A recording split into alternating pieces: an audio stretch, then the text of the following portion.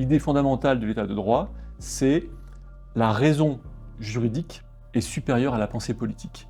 Les hommes politiques, ce sont grosso modo des ploucs, élus de province, députés de son canton, Qui sont sur le mur des cons. qui sont effectivement sur le mur des cons et qui, avec leurs préjugés et leur vision à court terme, adoptent des lois. Et au-dessus de ce niveau-là, il faut avoir un niveau plus élevé, dominé par la raison, organisé selon des principes universels qui dominent. Et la supériorité de ces principes universels doit être garantie par des juges. C'est ça, l'état de droit. La Cour européenne, sur la base d'un texte adopté donc en 1950, qui ne contient aucune référence évidemment au climat ou à l'environnement, dit que les États, en adhérant à la Convention européenne des droits de l'homme, se sont engagés à réduire leur émission de gaz à effet de serre.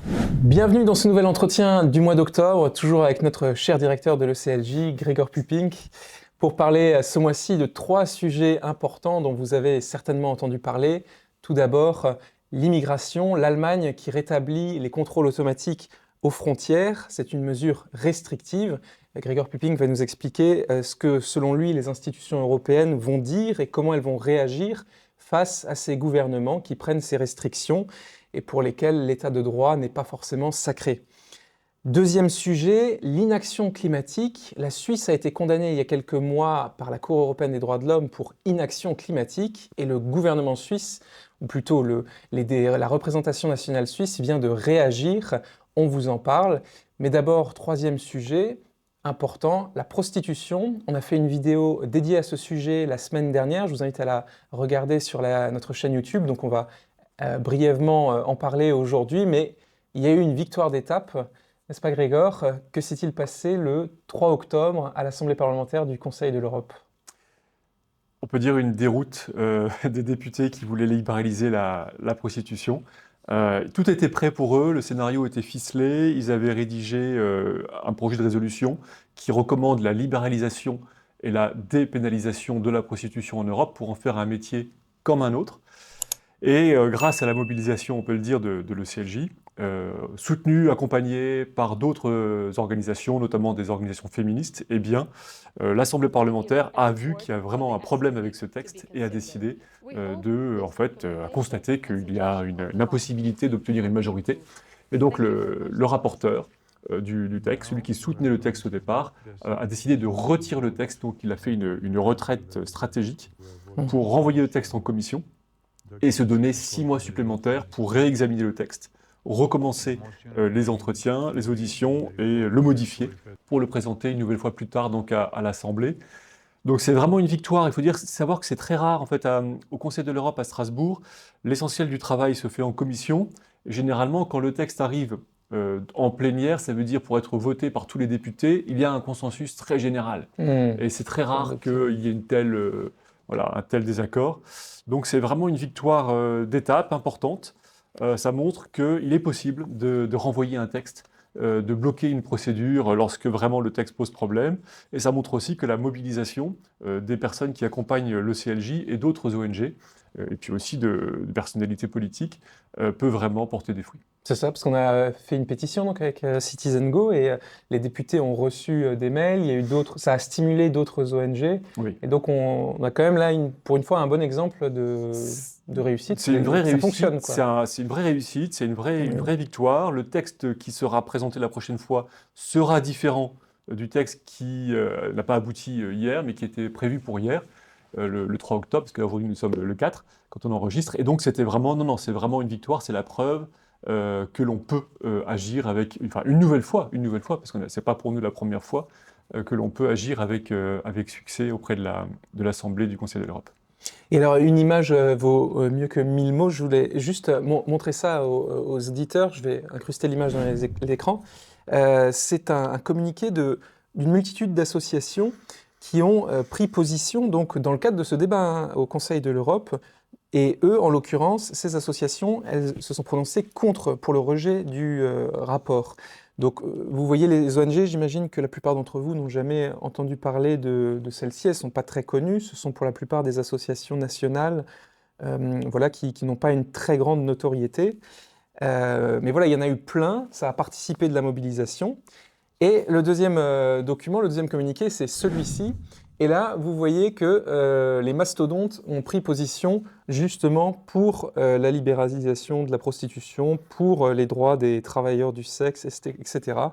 Et donc c'est je vais dire, pas notre triptyque, là, il y en a 5 au moins, mais Amnesty International, Human Rights Watch, le planning familial, Ouais. ILGA Europe, Médecins du Monde. Donc c'est... Alors, bien comprendre qu'on n'est pas contre les droits des personnes prostituées, évidemment, hein. Mhm. Mais donc, eux, leur façon de dire, c'est de distinguer, soi-disant, entre les personnes prostituées qui le feraient volontairement comme un métier, et dans ce cas-là, qui devraient être reconnues et faire l'objet d'un contrat de travail, le proxénète devant être un employeur. Et ils prétendent distinguer cela des pauvres personnes prostituées. Or, comme on l'a dit largement, l'essentiel des personnes prostituées, en fait, est en situation d'exploitation sexuelle, en fait, le plus souvent des personnes étrangères. Et donc voilà, c'est pas contre les droits de ces personnes, mais c'est au contraire, d'un côté, ceux qui veulent abolir la prostitution, qui veulent limiter au maximum, et au contraire, l'autre côté, ceux qui veulent dépénaliser et en faire un métier comme un autre. On a fait un long article de fond que vous pouvez retrouver sur notre site eclj.org ou alors regarder la vidéo qui sera en lien dans celle-ci sur la prostitution. On va tout de suite passer à notre gros sujet de la liberté de circulation, la politique migratoire, les expulsions de clandestins. Parce que vous en avez entendu parler, l'Allemagne rétablit ses contrôles aux frontières de manière systématique en principe pour une durée de 6 mois. Et ça, c'est une entrave ou c'est une atteinte aux principes posés par les accords de Schengen. En principe, les citoyens européens doivent pouvoir librement circuler dans tous les pays de l'Union européenne, doivent pouvoir s'installer, séjourner dans n'importe quel pays. Et là, l'Allemagne rétablit les contrôles et systématise les expulsions. Alors, elle a justifié ça, néanmoins, ce n'est pas le seul exemple de restrictions qui sont prises. Vous avez aussi entendu parler des pays qui externalisent les demandes d'asile en dehors de leurs frontières. Donc c'est le cas du Royaume-Uni, on en avait parlé, mais aussi de l'Italie, ou même, voilà. Et puis la France qui veut aussi, qui annonce des mesures strictes. Et tout ça crée un climat qui fait que beaucoup de commentateurs disent que ça y est, on va porter atteinte aux droits de l'homme, à l'état de droit, que tout ça est scandaleux. Alors je voudrais avoir votre avis et un peu vos explications, Grégoire Pupinck, là-dessus. Est-ce que restreindre la liberté de circulation, c'est une atteinte aux droits de l'homme? Alors bon, très clairement, on est dans une situation de migration qui est considérable. Les institutions européennes qui ont été conçues, que ce soit la Cour européenne des droits de l'homme après la Seconde Guerre mondiale, ou même Schengen, ne sont pas du tout adaptées au contexte actuel de vagues migratoires. Donc on a une réalité de migration. Ensuite, la migration, c'est pas simplement un phénomène, mais il y a un effet cumulatif. Ça veut dire que plus ça dure longtemps, plus les effets sont importants sur le territoire national. Donc, on a cette difficulté, c'est qu'en politique, on gère l'instant T, mais pour la société, on voit la durée et on voit la masse de personnes immigrées qui vivent sur le territoire. Donc, à un moment donné, on ne peut plus aller plus loin. Donc, il y a une réalité, c'est qu'aujourd'hui, on voit que les instances, les systèmes qui ont été mis en place, politiques après la guerre ou dans la seconde moitié du XXe siècle, ne sont pas adaptés. Et elles viennent en limite. La conséquence, effectivement, c'est que l'Allemagne a décidé, alors que l'Allemagne, c'est vraiment le cœur de l'Union européenne, c'est le noyau dur de la pensée, on va dire, social-démocrate européenne, les Allemands ont décidé de rétablir les contrôles aux frontières pour pouvoir réduire l'immigration illégale en provenance d'autres pays européens. Donc c'est les personnes qui viennent d'Italie, les personnes qui viennent de Pologne, les étrangers en fait, hein, qui veulent demander l'asile, qui veulent devenir bénéficier du système allemand. Donc il y a vraiment une saturation des pays européens face à l'immigration, une incapacité du système de Schengen à vraiment bloquer, limiter, réguler l'immigration clandestine, voilà, illégale. Et donc les pays reviennent à leur niveau national, qui est le niveau naturel, qui est voilà, les frontières. Donc ce phénomène migratoire est la preuve en fait que les frontières nationales sont vraiment finalement le dernier recours, mais aussi le rempart naturel des peuples pour se protéger de vagues migratoires qui n'ont rien à voir avec des problématiques comme on avait pensé après-guerre de réfugiés en temps de guerre ou en temps de crise. Là, on est vraiment face à un autre phénomène de migration, et donc il faut effectivement de nouvelles règles. Alors l'actualité nous donne encore un exemple de décision de la Cour européenne des droits de l'homme qui semble quand même vraiment s'opposer à ces politiques migratoires sévères, strictes des États. Je veux parler de l'affaire PJ et RJ contre la Suisse. Donc le pays n'est pas membre de l'Union européenne, mais membre de l'espace Schengen et partie à la Convention européenne des droits de l'homme. Et le pays a donc été condamné à 25 000 € d'amende parce qu'il a expulsé un étranger qui a été reconnu comme mal intégré et qui avait été arrêté avec pratiquement 200 grammes de cocaïne sur lui. Donc, il était étranger, il y a eu toute une procédure interne, il a été expulsé et fait appel, ou sa famille a fait appel devant la CEDH, et la CEDH a complètement rejugé l'affaire et a considéré que les juges étaient trop sévères. Ils avaient trop pris en compte les intérêts publics suisses de lutter, l'intérêt légitime, de lutter contre un délinquant étranger, mais par rapport aux intérêts privés de l'étranger. Alors, quelle analyse faites-vous de cette décision, Grégoire ? Alors, écoutez, c'est une décision qui est importante parce qu'elle montre vraiment, c'est un exemple flagrant, de l'obstacle que constitue la Cour européenne des droits de l'homme pour les pays qui veulent expulser des délinquants étrangers.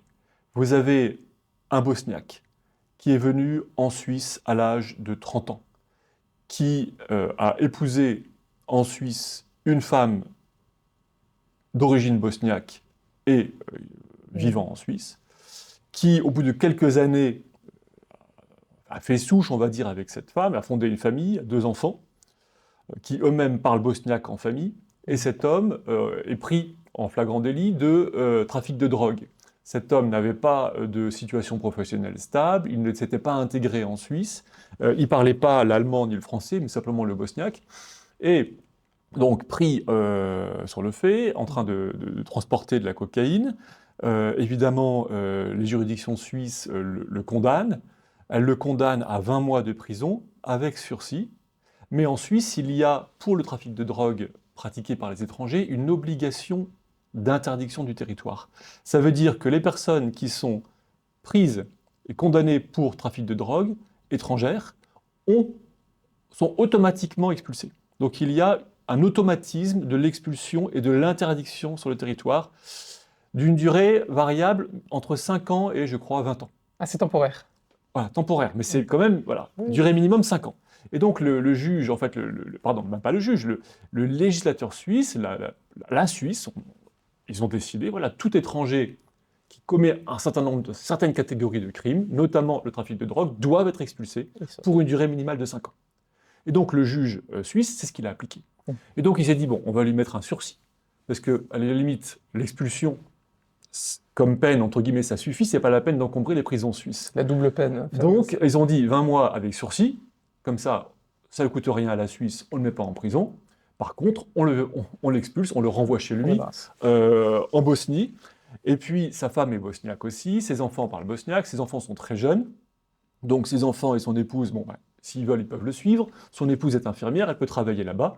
Et finalement, pour les Suisses, on comprend bien un peu leur pensée. Ils se sont dit un petit peu, bon débarras, c'est très bien comme ça ne coûte rien, on le renvoie chez lui. Ce que la Cour européenne des droits de l'homme n'a pas accepté, c'est en fait le caractère automatique de cette expulsion. Ils disent non, en fait, vous devez regarder davantage. Les Suisses ont regardé quand même la situation de cet homme. Ils ont vu que cet homme n'était pas intégré, qu'il ne savait pas parler l'allemand, qu'il n'avait pas un travail stable pendant toute la durée de son séjour, sauf à la fin. Donc ils ont regardé, et puis voilà, bon, je pense que c'est les Suisses, on les connaît bien. Effectivement, ils ont cette forme un petit peu de rigueur, et ils ont tranché pour le bien du pays. Eh bien, la Cour européenne a dit non, vous n'auriez pas dû, en fait, c'est excessif, cet homme-là devrait rester en Suisse parce que, finalement, c'est pas si grave que ça, ce qu'il a fait, vous comprenez, ce n'est que transporter de la cocaïne, et puis finalement, même pas 200 grammes. il n'avait pas de casier judiciaire. C'était la première fois. Alors, c'est quoi? C'est la première fois? Non, c'est la première fois qu'il a été pris. Ça ne veut pas dire que c'était la première fois qu'il commettait un acte comme ça.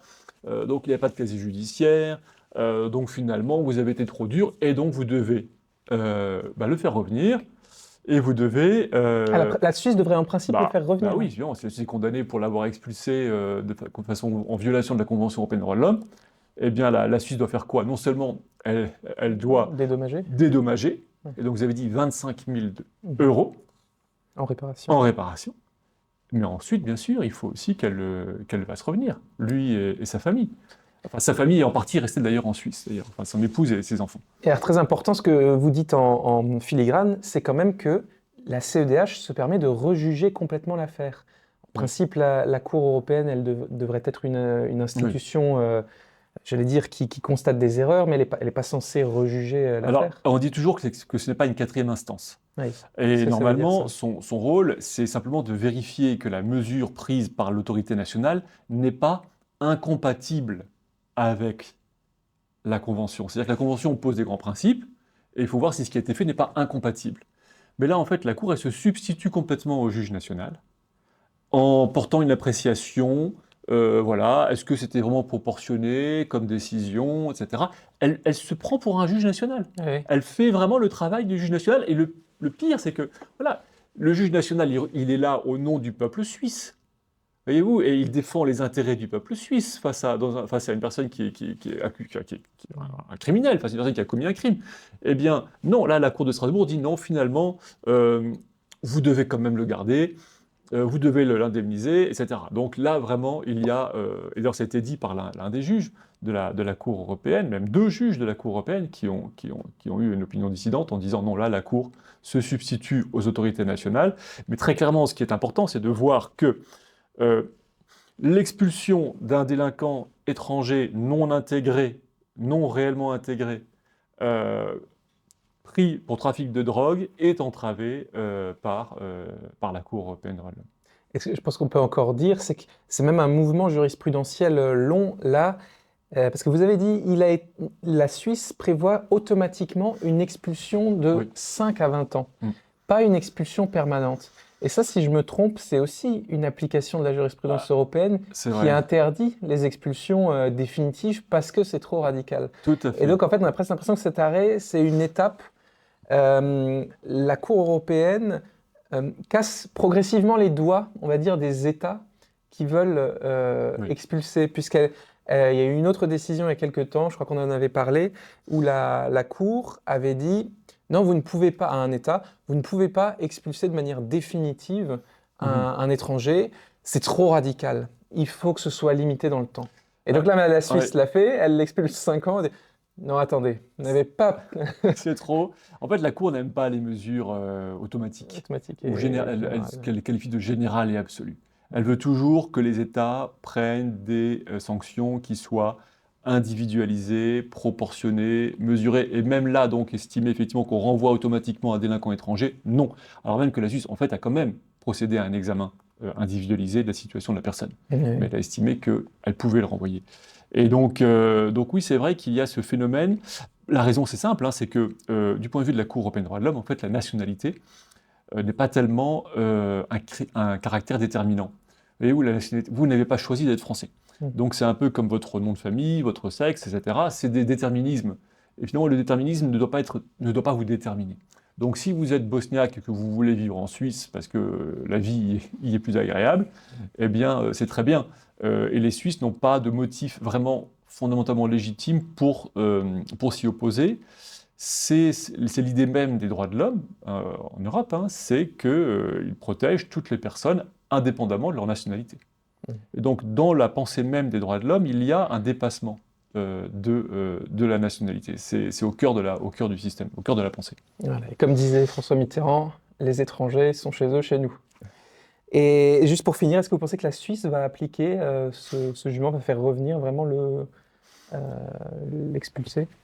Alors la Suisse, il y a quand même La Suisse a... Alors, plusieurs pays européens à tour de rôle sont critiques à l'égard de la CEDH et menacent de la quitter, menacent de ne pas exécuter les jugements. Oui. Alors il y a eu la décision sur le climat contre la Suisse, on va y venir.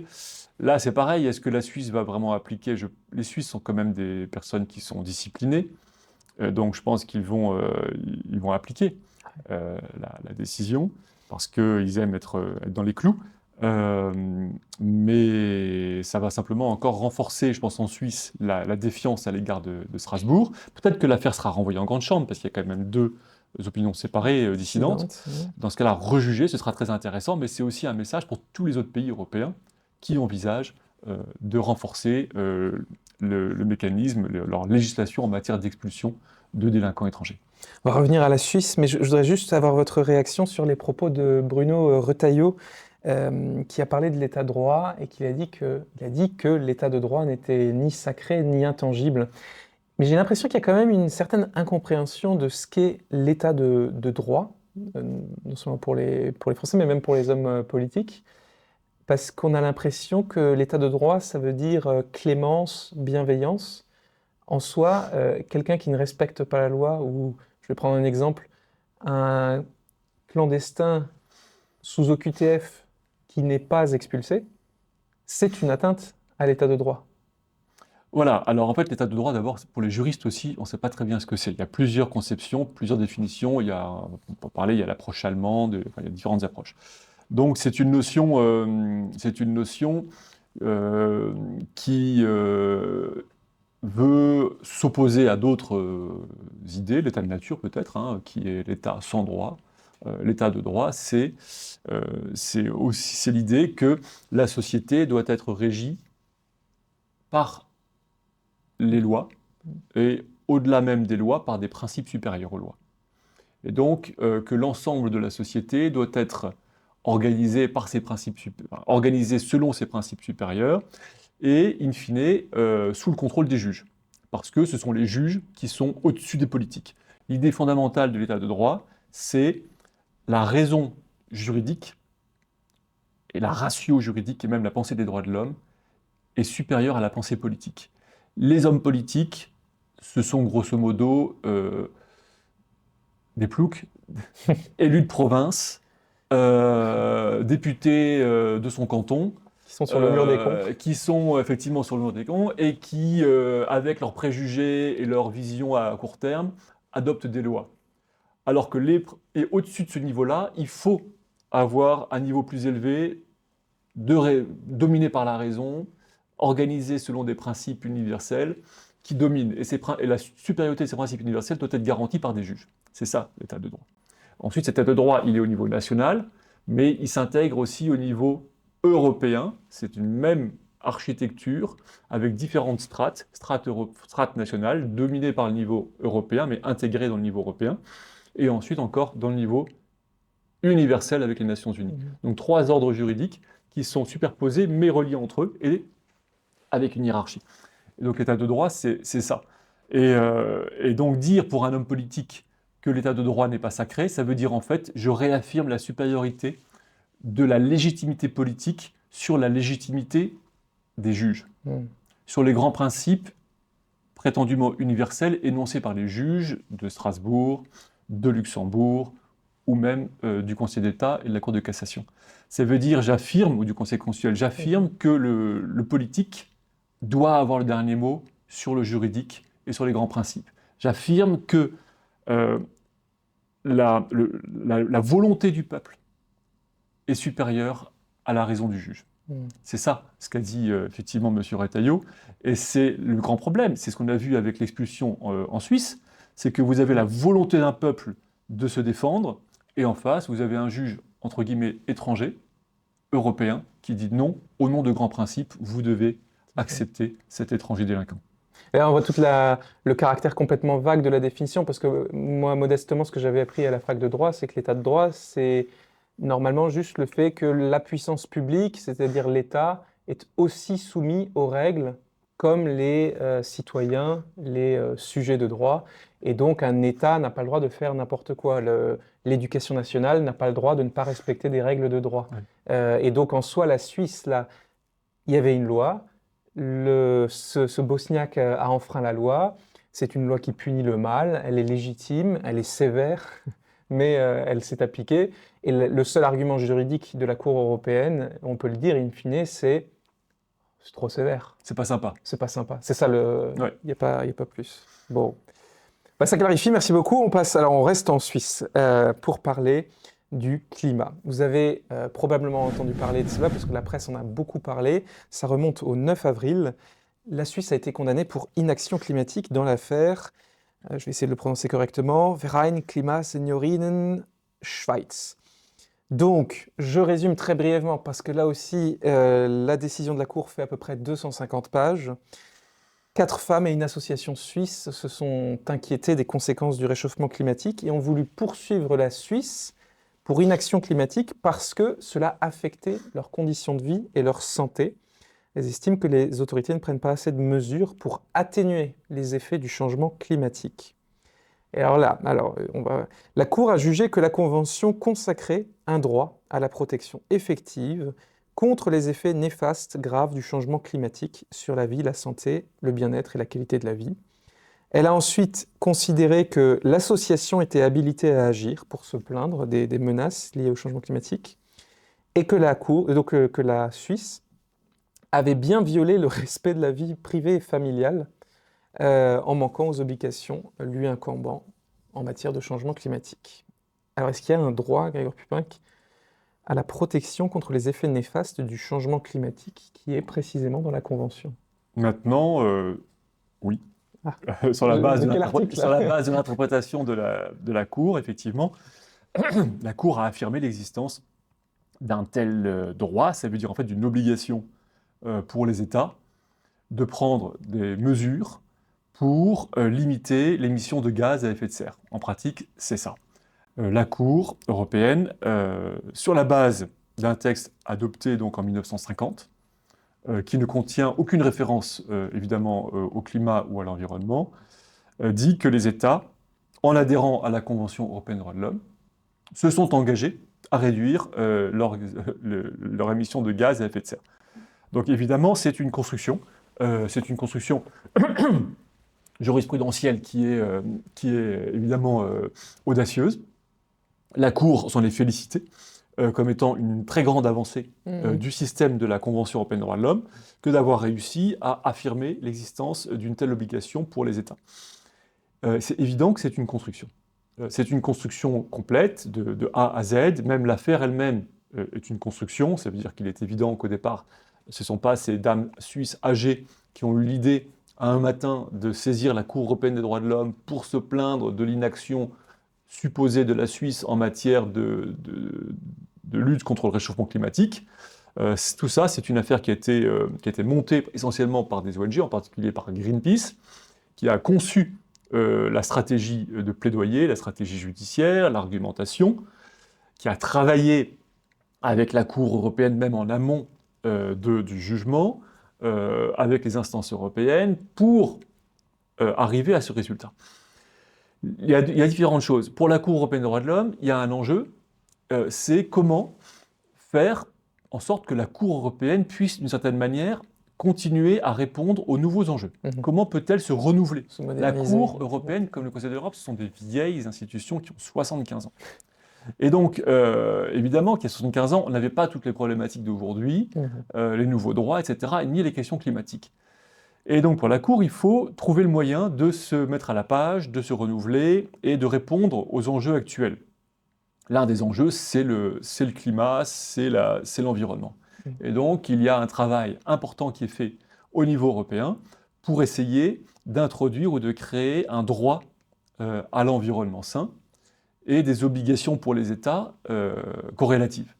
Et donc la Cour s'est introduite, on va dire, participe à ce processus général avec cette décision qui est effectivement extrêmement importante et novatrice, mais aussi extrêmement audacieuse parce que la Cour se base sur l'article 8 qui protège la vie privée et familiale, c'est-à-dire au départ protéger principalement le domicile et la correspondance, pour affirmer une obligation des États de réduire l'émission des gaz à effet de serre. Donc on voit bien que le grand écart est immense. Donc et puis c'est cet article qui est utilisé pour tous les nouveaux droits, et c'était aussi cet article pour lequel la Suisse a été condamnée pour l'expulsion. Voilà, c'est en fait l'article 8, comme disait un juge, il faudrait l'écrire donc à l'horizontale, article infini, parce que c'est à la fois lui qui permet de justifier donc l'obligation des États, donc lutter contre le réchauffement climatique, contre les expulsions, mais aussi pour le droit à l'euthanasie, pour toutes les questions de mœurs, enfin tout y passe, on va D'avortement, dire. ouais, aussi.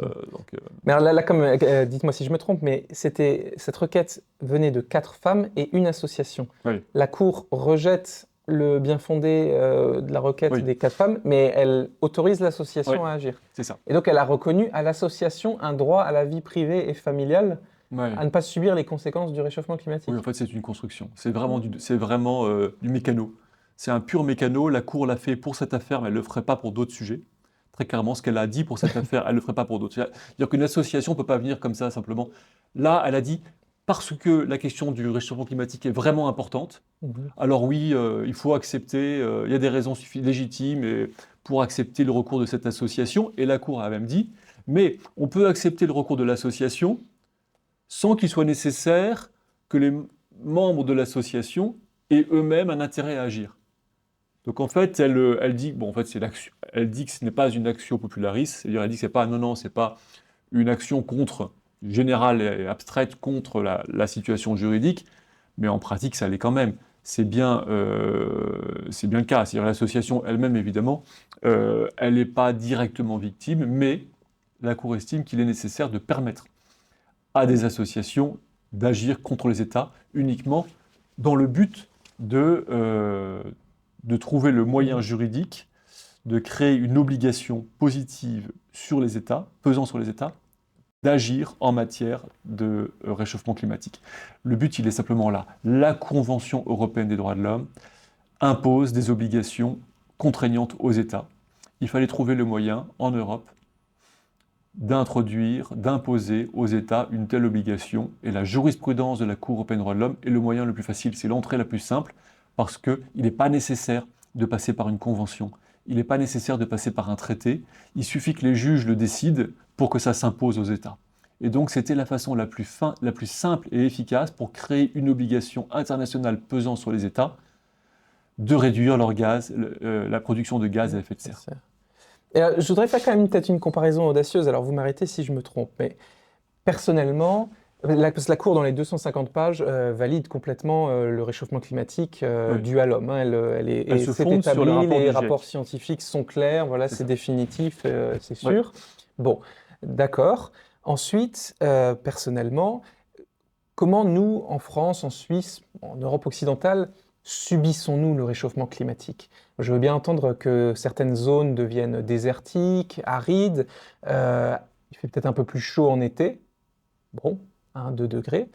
Mais moi, ça me fait penser à l'affaire dont on a parlé le mois dernier sur les vaccins et les conséquences et les personnels soignants suspendus. Donc, je vous invite à regarder la vidéo, mais la Cour européenne a considéré que des soignants suspendus qui refusaient de se vacciner contre la Covid-19 et qui avaient perdu entre 10 000 et 70 000 euros n'avaient pas assez bien montré en quoi ça les avait affectés.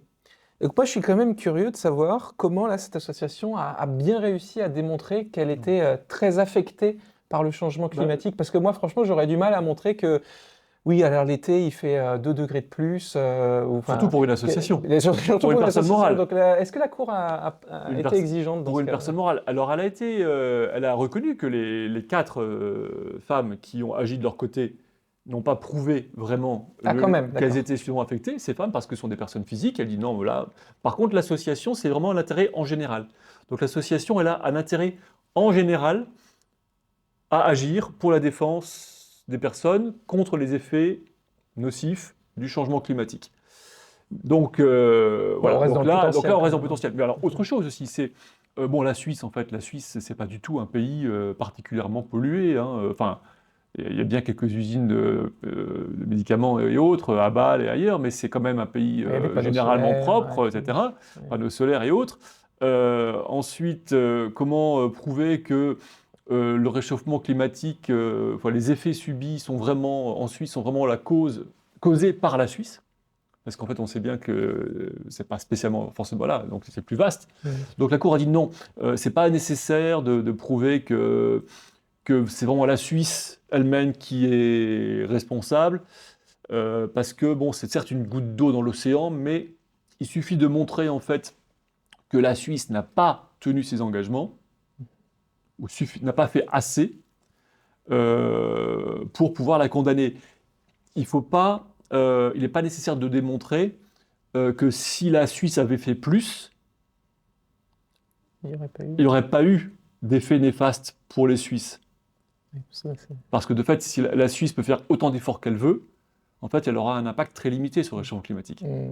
Donc même si la Suisse fait énormément, en fait, les personnes en Suisse continueront à subir les effets.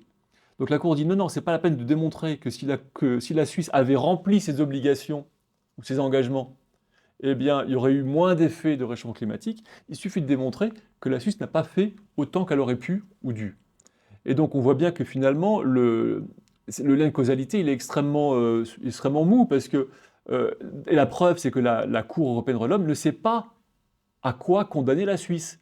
C'est-à-dire qu'elle-même, elle avoue, à la fin, elle dit, mais, bon voilà, vous êtes condamné pour inaction, par contre, on ne sait pas comment vous devez faire, ou ce que vous devez faire. Et pas condamner une amende.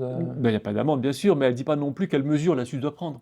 C'est-à-dire que généralement, quand la Oui. Cour constate une violation, elle sait quel est le mal qui a été fait, elle le constate, et en face, elle dit, voilà, amende et réparation.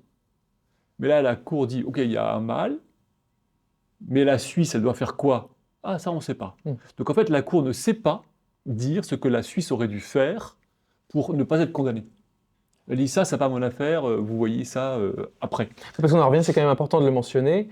Tout ça repose aussi sur des engagements pris par la Suisse. Et je sais que le Conseil d'État avait aussi condamné la France, et ils l'ont quand même condamné sur la base d'engagements pris. Donc on en revient quand même à cet engagement politique à la base. Oui, alors il y a des engagements, mais encore une fois, Qui n'étaient pas il ne me contraignants semble normalement. pas que la Cour européenne des droits de l'homme soit la gardienne des engagements C'est pris vrai. par les États sur la base d'autres traités.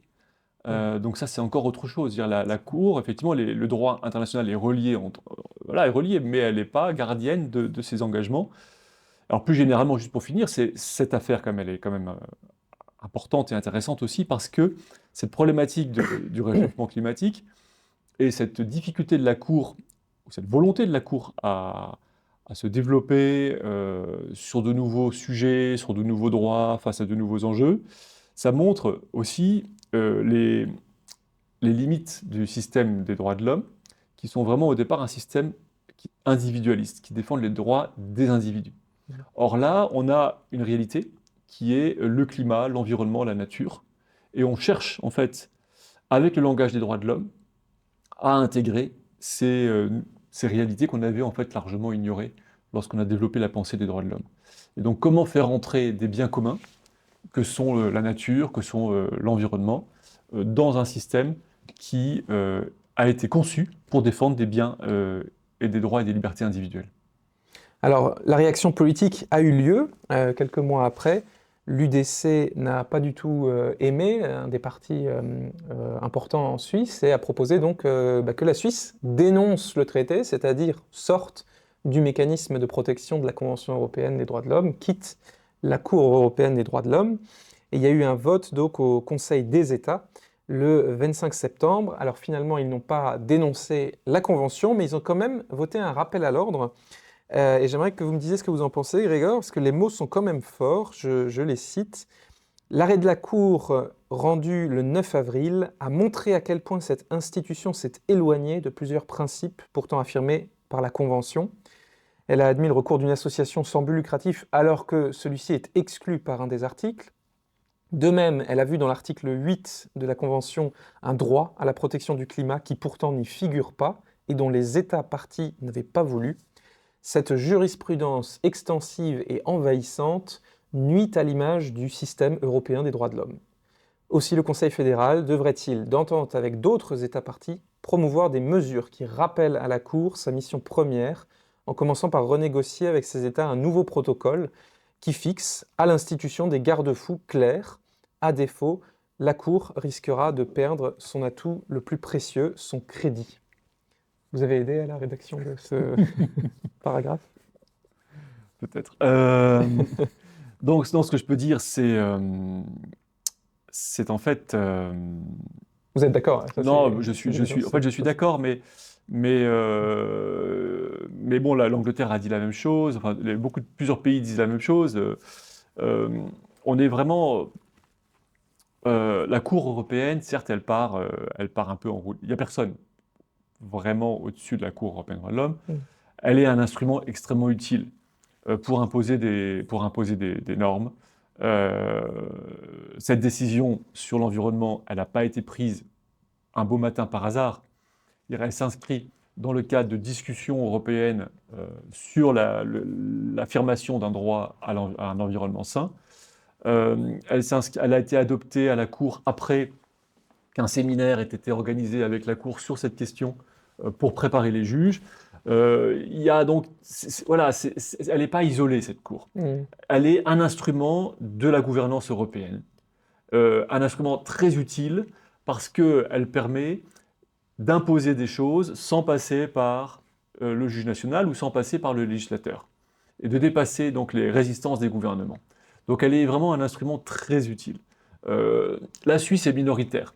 L'une des choses qu'il faut bien comprendre, c'est que le système fonctionne tant que ceux qui râlent sont minoritaires.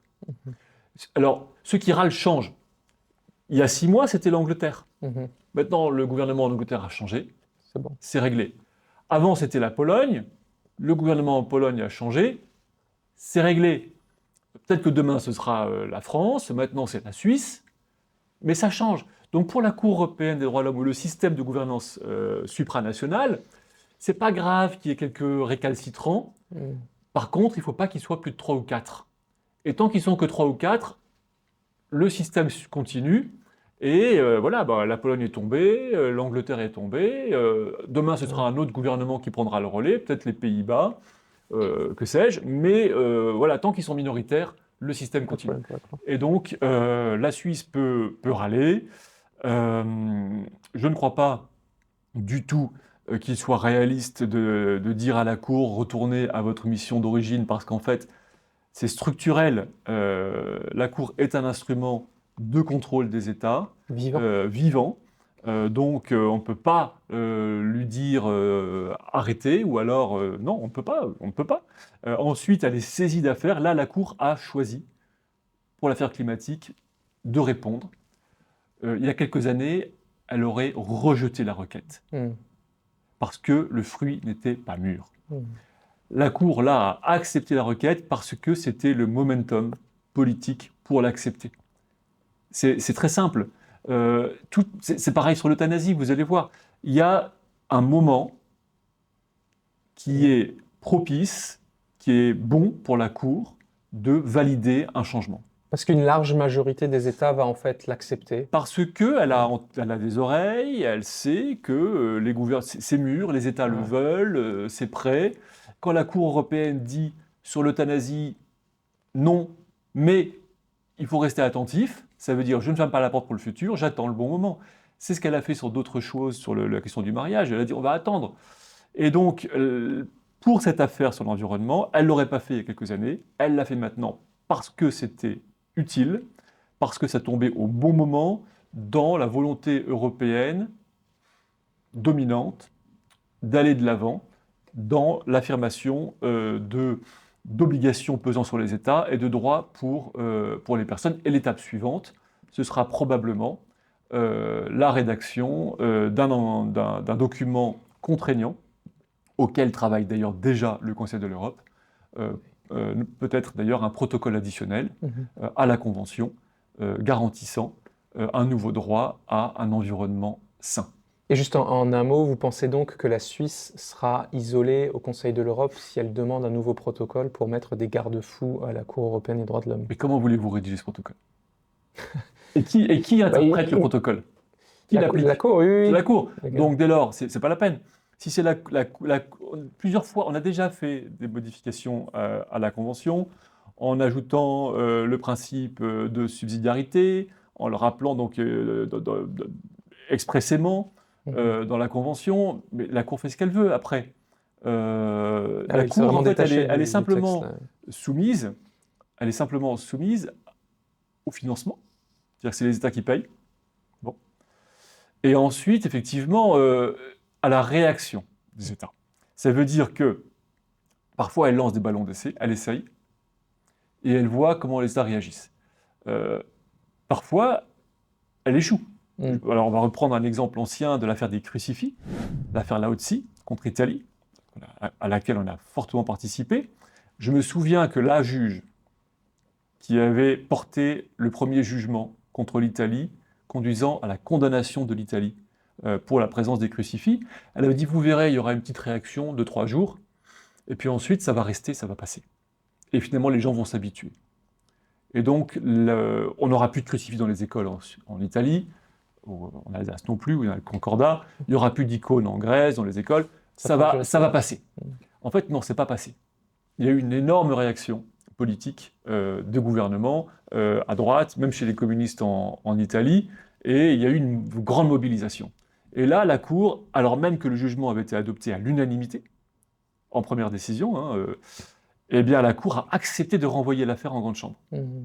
Ce qui est incroyable en fait, ce qui n'est pas normal. Jugement à l'unanimité, malgré tout renvoyé en grande chambre, nouveau jugement, renversement. Parce que là, la Cour s'est heurtée vraiment à un mur d'États qui ont dit non, on ne veut pas d'une telle interprétation. Et là, elle a changé. Pour l'affaire suisse, personne n'a réagi. Donc les Suisses, alors, voilà, râlent un petit peu, mais il ne se passera rien. Ah, il y avait justement un petit bras de fer, vous en avez parlé, entre la Pologne et le Conseil de l'Europe. C'est notre bref sujet de fin d'émission. Le gouvernement a changé et il y a eu donc deux nouveaux événements, on va dire, depuis la dernière vidéo dans laquelle nous avions parlé plus longuement. C'est l'élection d'une nouvelle juge polonaise à la Cour européenne des droits de l'homme et la levée de l'immunité parlementaire de Marcin Romanowski, un ancien secrétaire d'État, actuellement député d'opposition, donc, qui a été arrêté de manière spectaculaire, qui était protégé par son mandat de parlementaire européen, et là, le Conseil de l'Europe a levé son immunité, donc il va pouvoir être poursuivi par le nouveau gouvernement. Que vous inspirent ces deux événements récents, Gregor Pupink? Bon, la levée de l'immunité parlementaire donc de Marcin Romanowski, ancien, on va dire, secrétaire d'État à la justice ou ministre délégué. Bon, ben voilà, nous sommes il y a en Pologne une volonté de la part de l'actuel gouvernement d'asseoir son pouvoir. Ça passe notamment par des poursuites judiciaires engagées contre les anciens responsables du précédent gouvernement. On voit des atteintes à la liberté d'expression. Moi, ce qui m'inspire, c'est quand même une certaine frayeur en fait, face à la volonté de régler des comptes et d'écraser, en fait, d'écraser par tous les moyens le parti droit et justice en Pologne. Et ça passe par des exemples. Ce Romanowski, quand même, il s'était présenté de lui-même chez le juge. Oui. Le juge a dit non, c'est bon, restez chez vous. C'est bon, restez chez vous, c'est bon. Le lendemain, son avocat retourne chez le procureur et dit Monsieur Romanowski est à votre disposition, vous pouvez l'interroger. Oui. Non, c'est bon, pas besoin. Le matin, à 14h, la police, genre GIGN, avec toutes les caméras des télévisions, se présente au domicile de Monsieur Romanowski pour l'arrêter devant tout le monde et lui foutre les menottes devant les caméras. Oui, pour faire une arrestation spectaculaire. Le but, c'était d'avoir un effet psychologique sur la population en montrant, regardez, cet énorme criminel qui est l'ancien ministre délégué à la justice, voilà, alors qu'il s'était présenté chez le juge lui-même spontanément. Donc c'est un effet de théâtre, c'est de la manipulation, c'est les méthodes, voilà, indignes, et malheureusement je crains qu'on soit largement dans cette situation. Le gouvernement polonais veut vraiment transformer la Pologne pour entre guillemets, la moderniser et l'amener au niveau culturel de l'Europe occidentale. Donc la juge qui l'a présentée à la Cour européenne des droits de l'homme a tout de suite été adoubée cette fois? Voilà, donc c'est la juge soutenue par le gouvernement qui a été élue. Alors que, il faut le rappeler, ça faisait 2 ans que l'ancien gouvernement présentait sans cesse des listes de candidats et que... Alors oui, c'est ça. Donc en fait, ça c'est comme un élément, comme vous avez raison de le rappeler.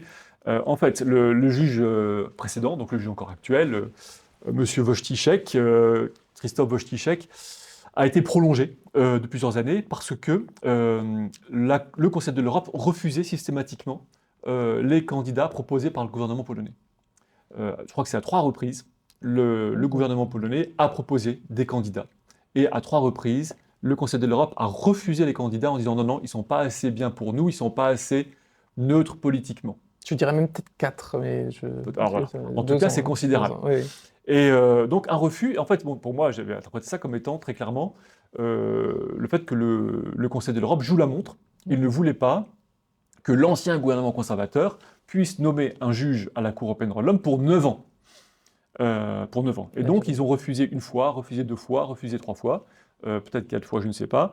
Et effectivement, ça a fonctionné parce que l'ancien gouvernement a perdu les élections, le nouveau gouvernement progressiste arrive, il propose tout de suite une liste, elle est tout de suite acceptée, et bien sûr, sur les 3 juges, les 3 candidats proposés, c'est la candidate la plus politisée qui est élue. Et ce coup-là, cette fois-ci, le Est-ce que c'est Conseil une de... juge déjà cette fois? Non, c'est une professeure de droit, Ouais, ok. Madame Anna Adamska-Galant, qui prend des positions, enfin qui a pris, si vous regardez dans son profil LinkedIn et sur les réseaux sociaux, en fait, qui très engagée politiquement, qui a publié très régulièrement voilà, des articles sur l'ancien gouvernement, et donc voilà, donc elle a été élue, voilà, immédiatement, quoi.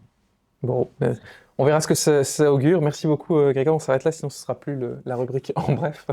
Merci à vous. N'hésitez pas à partager cette vidéo, à vous abonner si ce n'est pas déjà fait. Puis je vous dis au plus tard, au mois prochain.